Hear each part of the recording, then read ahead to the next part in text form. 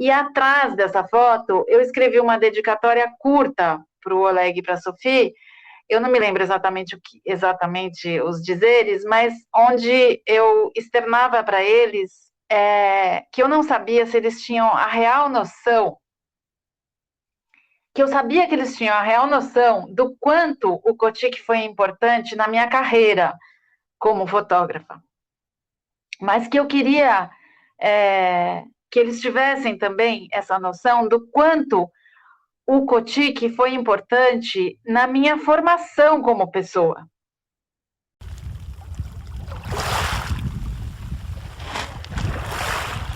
Oi, eu sou Marina Guedes e esse é o Maré Sonora, o seu podcast para navegar em conversas muito inspiradoras e de vez em quando divertidas também.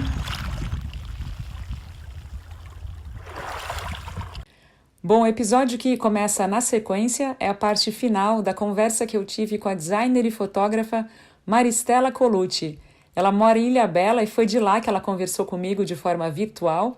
E eu recomendo que, se por acaso você tenha perdido o Bate-Papo 1, que foi ao ar no domingo passado, escute aquele lá e depois volte aqui no Maré Sonora para ouvir o bate-papo de hoje. Tá muito legal essa série. Maristela tem uma trajetória muito legal, muito inspiradora na fotografia. E hoje continua contando um pouquinho coisas bem emocionantes que eu tenho certeza que você vai gostar muito de ouvir. E um pouco de parte técnica, né, que eu fiquei com vontade de te perguntar.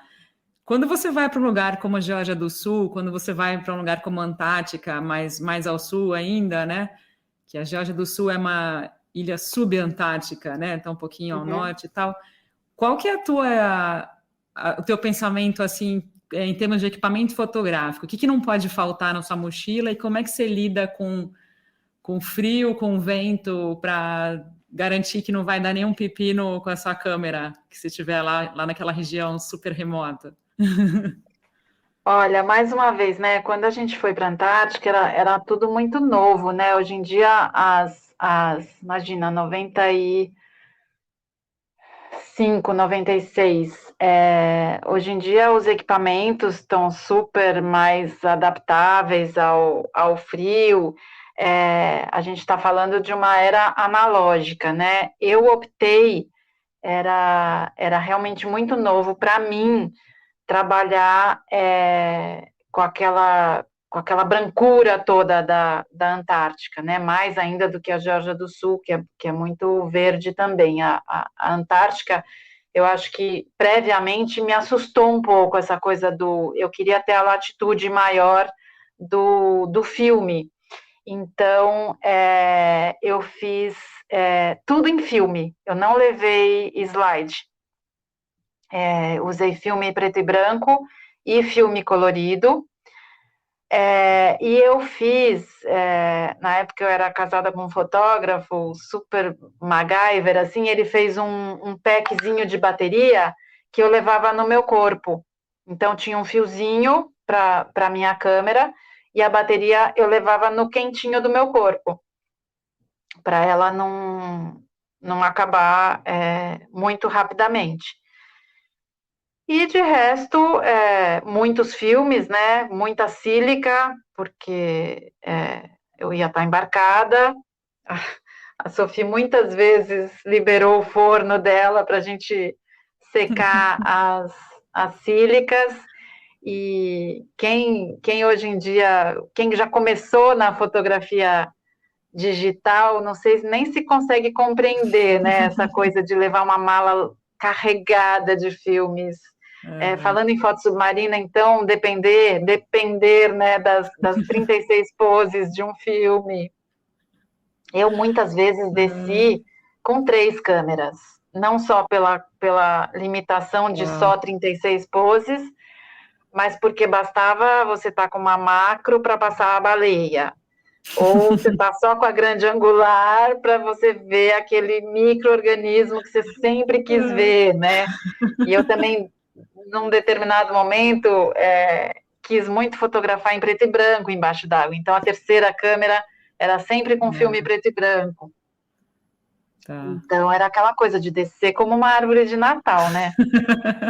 Lotada de câmeras por todos os lados, mas acho que a Antártica foi isso. Eu tomei essa decisão de fazer tudo em filme, né? Que você tem uma latitude maior das altas luzes e baixas luzes do que o cromo, o slide, e tomar esse cuidado com a bateria. Já em 2011 eu voltei pela terceira vez a Península, voltei pela segunda, né, a Península, e já estava no digital e já nem tive essa preocupação com o frio, porque os equipamentos evoluíram, né? É uma super diferença. Engraçado pensar, né, que tem gente que vai estar ouvindo que não realmente não é. Eu acompanhei que eu fiz jornalismo na PUC em Campinas e era a época que a gente revelava ainda em PB, fazia ampliação no estúdio, escuro e tal, era sensacional. É. Passei tardes e tardes na PUC lá de Campinas. Sensacional, não é o dia a Muito. dia, né, da gente, mas ainda bem que ainda existe essa possibilidade, né, de você conseguir entrar num laboratório, porque é outra viagem, né, da fotografia. Muito legal. Agora, as limitações foram superadas, né, com essa coisa do digital, muitas limitações, essa coisa de ir para expedições para lugares remotos e produzir e não fazer ideia do que está acontecendo, Uhum, né? uhum. Porque podia, por exemplo, ter alguma coisa na câmera, principalmente na foto submarina, sabe? Um flash que não está sincronizado idealmente, e você está ali 15 dias em Abrolhos e volta, e até chegar em São Paulo, até revelar os filmes, e já foi, né? O advento do digital é fantástico para as expedições, para muitas outras circunstâncias, mas para quando você está numa expedição em lugares remotos, e mais ainda falando em expedições como as do Beto, né? Que a gente tinha que suprir os patrocinadores de imagem, as assessorias de imprensa, já está ali, né? Não é uma coisa que você volta e dali 15 dias você tem um É. material para compartilhar, né? Tem uma coisa que eu acho muito legal. Uma vez você me mandou uma mensagem e disse que tinha vários perfis, né, no Instagram, e tem um dos seus perfis que eu acho muito legal em particular, que você faz umas fotos assim, acho que complementa o que você escreve com a imagem que você registra, né? Que fica uma brincadeira assim. Tem uma em particular que eu acho muito boa, uma que você, acho que não sei se é uma jaqueta jeans ou uma calça jeans, e aí você brinca com os ventos de furacão, de ciclone, não sei o que você brincou, assim, mar revolto, e aí é uma Ah, roupa porque assim. eu tava com vários retalhos jeans aqui e eles Uhum. estavam colocados assim em cima de uma mesa e tinha assim, olhei para aquilo e pensei no mar, né? Porque era aqueles retalhos com as bordinhas assim desfiadinhas, eles estavam meio embolados. É. E inicialmente eu gostei da luz que estava ali, estava uma luz interessante. E fui fotografar. E quando eu fui fotografar, eles estavam em cima acho que de uma poltrona e ficou no cantinho da foto, ficou um pedacinho da poltrona, como se fosse uma canoa, uma proa de um barco, assim, né? Então, aí acho que eu pus uma legenda que falava que era enfrentando o mar revolto, enfim, mas esse perfil que você está Exato. falando, acho que é o meu perfil pessoal, que na verdade é fechado, onde eu Ah, coloco essas crônicas imagéticas do dia a dia, assim, e eu gosto mesmo de fazer as. Mas eu sou a louca do Instagram, Marina, porque eu tenho muitos perfis, assim, dá até uma canseira, porque eu tenho o Maristela Colucci, fotografia, que é o de fotografia profissional, que eu coloco os ensaios e tudo feito. Não que o resto não seja feito profissionalmente, mas o material que eu considero assim, profissional. Tem o Pura Ilha, que é um perfil da fotógrafa ambientalista, né? Então, é muito Ilhabela, o Pura Ilha, e eu trago uma licença poética de vez em quando postar alguma coisa de ilhas pelo mundo. Aí, Legal. recentemente, eu ganhei um edital da Lei Aldir Blanc, lei emergencial da pandemia, para tirar da gaveta um projeto que eu tinha há muitos anos. Quando a gente fez a pesquisa de fotos antigas de Ilhabela para o meu livro Ilhabela, onde cabiam ali 2 ou 3 fotos antigas, eu percebi que esse tesouro existia, de fotos antigas da Ilhabela, e que esse tesouro estava se deteriorando em caixas nas casas de algumas famílias que ou são daqui ou que frequentaram aqui desde a década de 20, 30. E aí naquela época, foi 2010, eu falei, um dia eu vou fazer um livro só com essas fotografias antigas. E na pandemia, aquela coisa, né? A gente passou a ter tempo de revirar gavetas e caixas e arquivos, e eu finalmente tirei aquela ideia só da cabeça e da gaveta e inscrevi num edital e fui contemplada. E não consegui ainda fazer o livro, porque a verba do edital não me permitia isso, mas ela já me permitiu fazer toda a pesquisa, entrevistar 30 famílias e fazer uma grande exposição fotográfica. A gente fez uma exposição aqui na Secretaria de Cultura da Ilhabela, com 70 imagens. E aí eu estou falando isso tudo porque é mais um perfil no Instagram, que é o perfil do projeto, que é um perfil bem interessante, que tem fotos, eu fiz um recorte de 1900 até 1980. Porque 1980 mudou tudo, né? Não só mudou o fluxo do turismo aqui na Ilhabela, como também, coincidentemente, para o projeto, mudou a forma de se fazer fotografia, né? Já não era mais aquela coisa limitada que foi até 1980, então a gente resolveu parar em 1980. Então esse é mais um perfil. E tem mais uns 3 ou 4 aí, porque eu sou casada com um ator, eu também sou produtora dele, agente dele, então tem da companhia de teatro, tem outros perfis aí. Isso porque eu sou uma pessoa que gostaria de ser analógica na vida, sabe? Não ficar nessa coisa de celular, mas é necessário. Eu entro pro clube, então, se eu puder não ter, infelizmente não tem como, né, como você falou, mas Nossa, que seria tão vontade. bom, né, a gente poder desligar, assim, botar no airplane na hora que quiser, na vida. Enfim, a gente chega lá. Sensacional.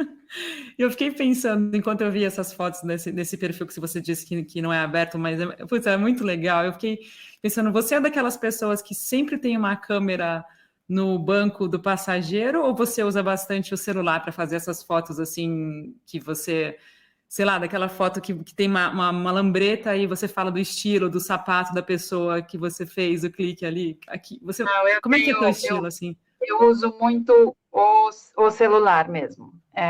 A partir dessas câmeras tão boas, né, dos celulares, eu deixei de ter. Essas crônicas diárias, eu já fazia antes do advento do celular. Eu sempre tinha uma snapshot assim comigo, sabe? Pequenininha, sempre tive. Principalmente na era digital, né? Que aí ficava mais nos arquivos mesmo. Na época no site, eu acho que até tinha uma aba ali que era das snapshots, mas com o advento aí dos celulares com câmeras bem bacanas, eu passei a não ter essa câmera e eu tô sempre com o celular. E meu companheiro, que está muito comigo, fala aquela coisa que, né, não é novidade para ninguém, mas é aquela coisa de quem acompanha um fotógrafo e depois vê e fala, nossa, mas eu não vi isso, né? Porque possivelmente, a não ser que seja uma pessoa muito observadora, uma pessoa que não é fotógrafa, que não é designer, não olha para uma pilha de retalhos jeans em cima de uma poltrona e enxerga um mar revolto, né, Marina? Não, você me fez lembrar até uma outra que você teve a sensibilidade de enxergar.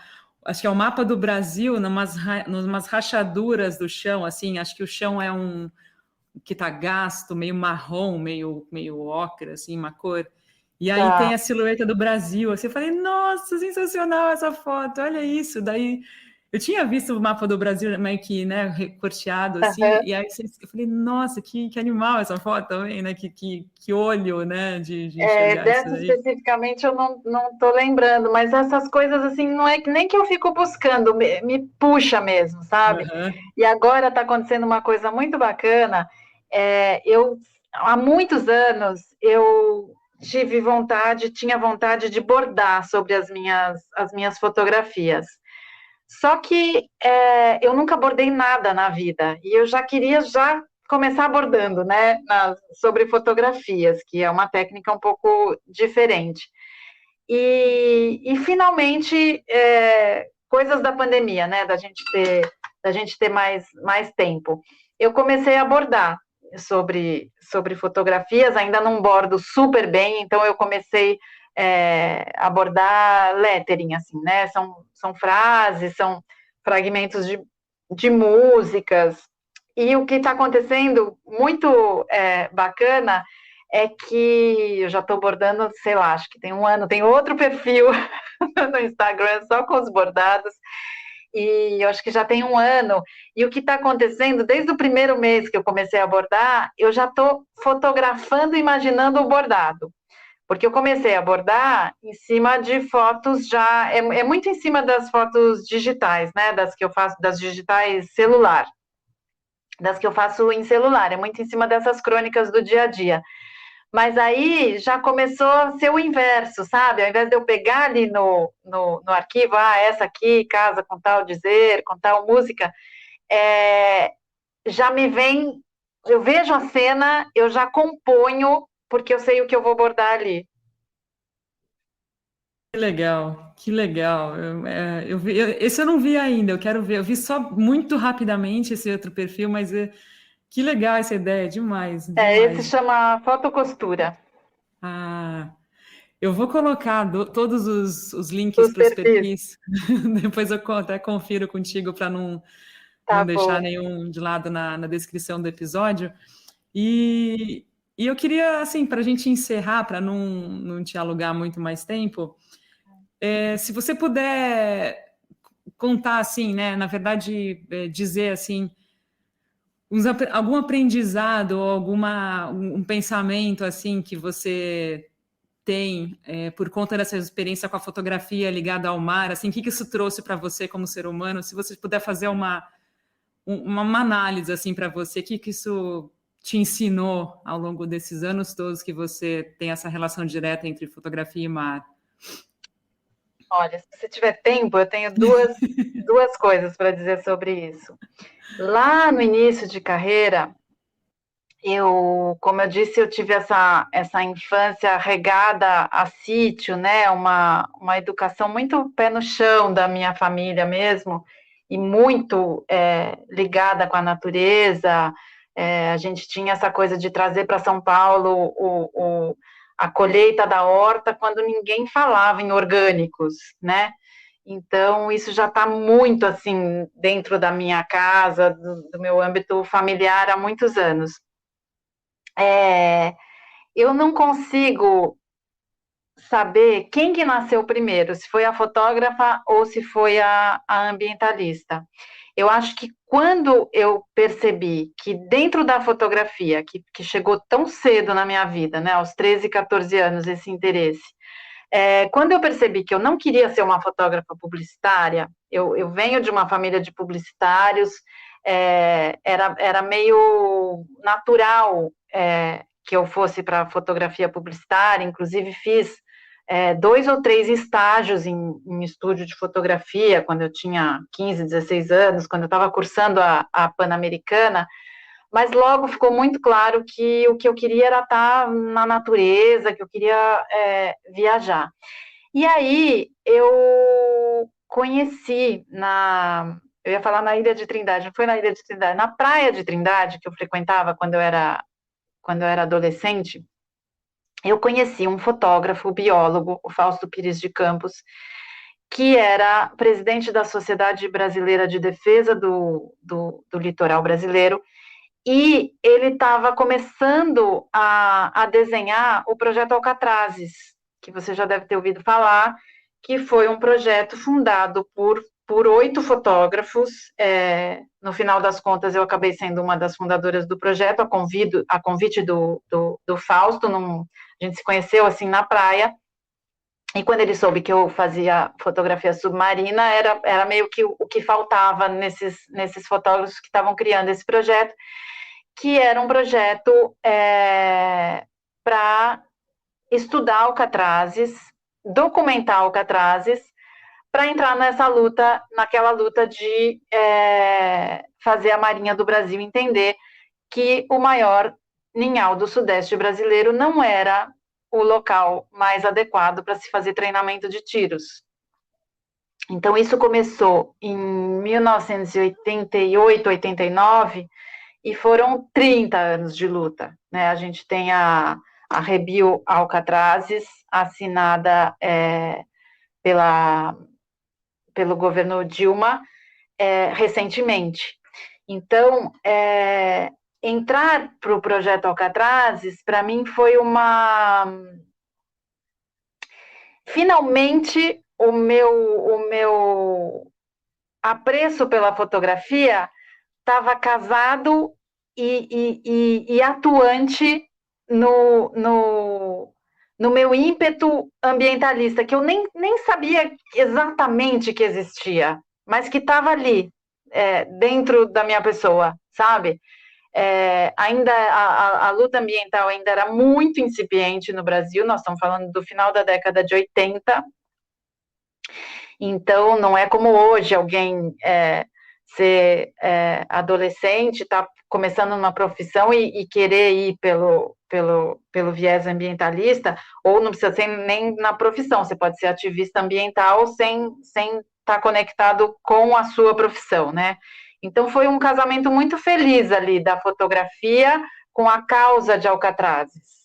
Aquilo me fez um bem enorme de poder canalizar a força da fotografia, que hoje, depois de 30 anos de carreira, é algo que eu tenho como fundamental, a força da fotografia como instrumento para a preservação ambiental.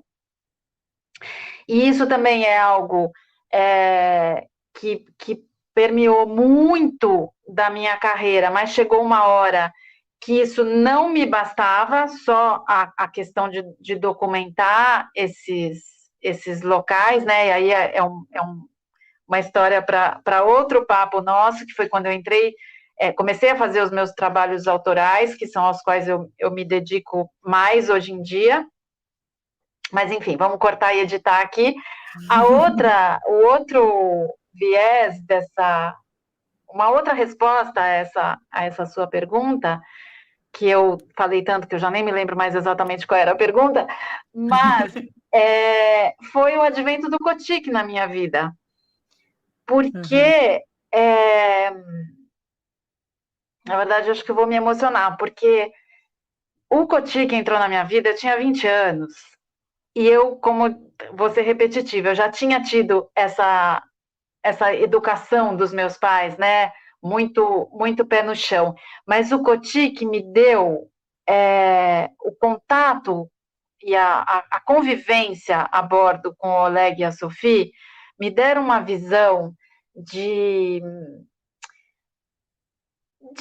buscar somente o necessário, sabe? Essa coisa de a bordo, que você otimiza os recursos e você está sempre ligado no que realmente é necessário, você escapa dos supérfluos e tudo mais.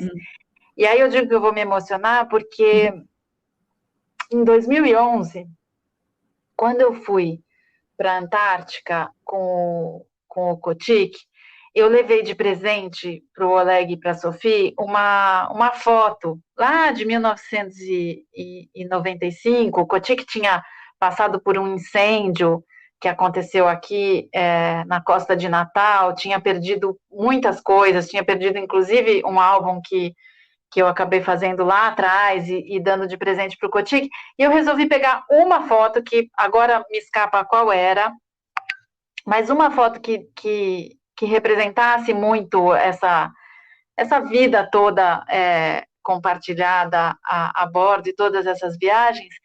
E atrás dessa foto, eu escrevi uma dedicatória curta para o Oleg e para a Sophie. Eu não me lembro exatamente os dizeres, mas onde eu externava para eles que eu não sabia se eles tinham a real noção, que eu sabia que eles tinham a real noção do quanto o Kotick foi importante na minha carreira como fotógrafa, mas que eu queria que eles tivessem também essa noção do quanto o Kotick foi importante na minha formação como pessoa.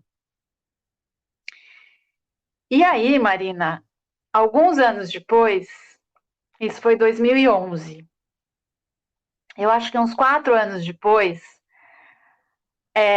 a Sophie me confidenciou, eu entreguei a foto, eles adoraram a foto, sabe aquela coisa de ler de dedicatória depois, e eu também não fiquei ligada nisso, mas 4 anos depois, a Sophie me diz, e isso vai entender mais quem conheceu o Oleg, a Sophie me disse que 2 vezes na vida ela tinha visto o Oleg realmente emocionado. Olha. E a segunda vez foi ao ler essa minha dedicatória. Que demais. Isso para mim fechou um ciclo, assim, sabe, de realmente o que não só o Kotick, mas a vida no mar, a importância que tem o oceano na minha vida. Seja com o Kotick ou fora dele, mas muito representado pelas vivências a bordo desse veleiro e com essa família tão especial. Que demais, Maristela. Eu sou suspeita para falar dessa relação do mar, porque realmente esses aprendizados que a gente tem mudam a nossa cabeça, né? Mudam a nossa perspectiva e tolerância e um monte de coisa, né? Mudam para o bem, né? Muito legal te ouvir. Queria te agradecer demais. Foi um super prazer conversar contigo. Fico cada vez mais feliz aqui com um podcast que está juntando uma galera muito especial, muito querida. Super obrigada por topar conversar comigo aqui hoje. Que bom. Eu que te agradeço, Marina. E vamos sim armar uma sessão ilhabelense. Eu vou estar no... Agora, se a galera for ouvir, como fala isso? É um furo de reportagem. Eu estou indo para o Brasil dia 26 chego dia 26 de novembro. Então, que bacana. Aí eu vou incomodar a galera um pouquinho. Você está na minha lista, então, de contatos queridos aí, que vai ser uma alegria. Imagina, não é incômodo nenhum, é um prazer. Foi muito bom conversar com você. Então, eu te aviso, mas vai ser sensacional esse encontro aí presencial com esse grupo que está se formando. Só tenho a agradecer, cada vez mais. Que bom. Bom, e assim a gente encerra esse bate-papo. Na semana que vem, ao meio-dia, domingo, eu volto com mais um programa aqui no Maré Sonora. E se você gostou e quer ser um apoiador ou apoiadora do podcast, é super fácil. Faça uma contribuição através do Pix podcastmaraesonora@gmail.com. Não tem valor mínimo ou máximo, qualquer contribuição é muito, muito bem-vinda. Se você mora fora do Brasil, tem um link disponível na descrição do podcast de cada um dos episódios. O Maré Sonora é um oferecimento do Café do Luiz, o café que celebra a amizade e os bons momentos.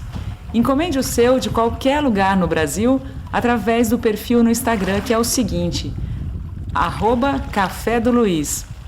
E eu volto no próximo domingo ao meio-dia com um novo bate-papo por aqui. Não se esquece de seguir o canal no seu tocador de podcast favorito, Spotify, Apple Podcast ou então no YouTube. Se inscreve lá no canal, porque assim você fica sabendo toda vez que um episódio novo vai ao ar. Uma ótima semana e bons ventos!